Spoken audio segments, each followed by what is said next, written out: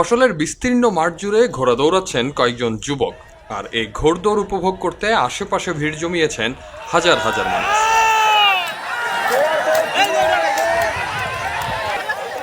ঈদ আনন্দকে আরো বাড়িয়ে তুলতে গ্রাম বাংলার ঐতিহ্যবাহী এই ঘোড়দৌড় প্রতিযোগিতা ও গ্রামীণ মেলার আয়োজন করে মাগুরার নরিহাটিবাসী।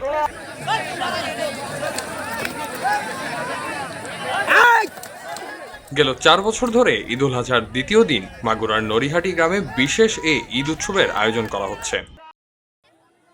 18 জুন বিকালে 8টি ঘোড়ার অংশগ্রহণে শুরু হয় ঘোড়দৌড় প্রতিযোগিতা।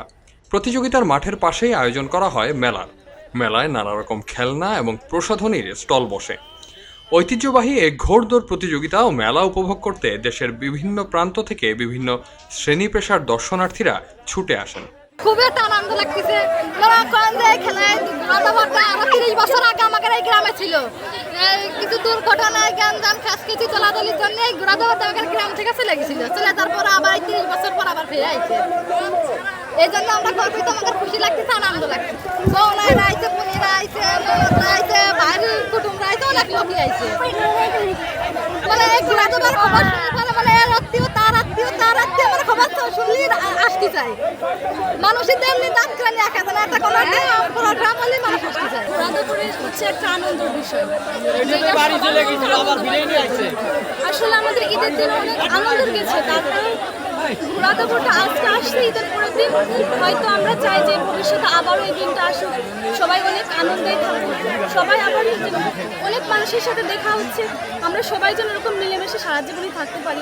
মেলা কর্তৃপক্ষ জানায়, প্রায় 30 বছর আগে এই গ্রামে ব্যাপক উৎসাহ উদ্দীপনার মধ্য দিয়ে ঘোড়দৌড় প্রতিযোগিতার আয়োজন করা হতো।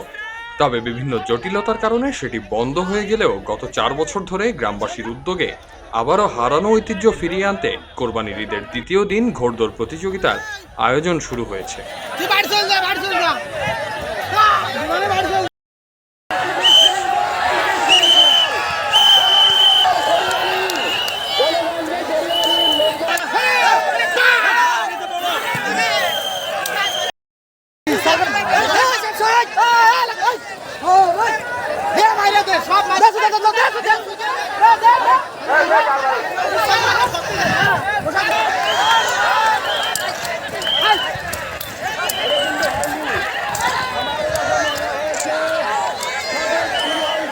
এলো মুক্ত চিন্তার স্বাধীন দৈনিক খবরের কাগজ।